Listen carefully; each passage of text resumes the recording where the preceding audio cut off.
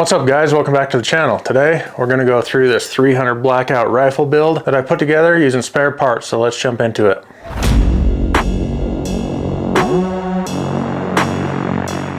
Now if you guys are like me and guns are your hobby, you probably have a bunch of spare parts like I do. Stuff you're upgrading on guns, taking off, putting new stuff on, whether it's an ambidextrous safety or a new charging handle or whatever the case is, you've got spare parts. That's the situation that I was in. I had a bunch of spare parts, mil-spec AR parts that I had laying around. I've got storage bins trying to keep them organized and things like that. But I was going through some of that stuff one day and realized I have just about enough parts to put together another gun. So that's just what I did. I threw this one together. There's a few things that I had to buy for this. I bought the barrel, the bolt carrier group, the muzzle device, and then I got this optic to throw on it. Everything else I already had laying around from other projects or things that I had bought for projects that never used. So I put this thing together. So let's jump over to the bench. I'll show you the pile of parts I got. I'll get this thing thrown together. Then at the end, I'll tell you what parts I used. And with all my videos, I do have a link in the description that'll take you to my website where I'll have a whole build page with everything that I used on this, so you guys can go check that out if you want more information on that stuff, as well as a link for channel merchandise. So if you guys want to pick up a hat or a t-shirt or a hoodie, want to support the channel, check that stuff out and pick one of those up. YouTube doesn't like when a guy tells you how to build something, so we're going to throw this thing on time lapse and get it slapped together.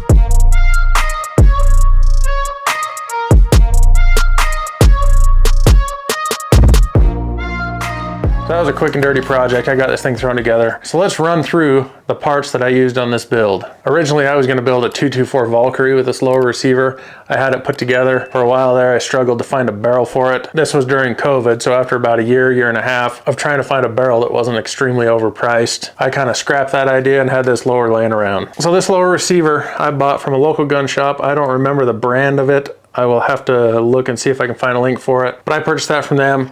I have the Timber Creek grip. It's not my favorite in the world, but I had it laying around. As far as the hard parts in the lower, I just used mil-spec stuff that I had taken out of other projects, the safety selector, the bolt catch, mag release, takedown pins, castle nut, all that stuff. I did throw a CMC trigger in this with some anti-walk pins. I had that out of a different project. The buffer tube and buffer, that again, I had just laying around. I think I might have had to buy the buffer. I think I had the spring and the tube, but the buffer itself, I had to purchase that. This Magpul buttstock I ordered with a builder set that I bought from Aero Precision.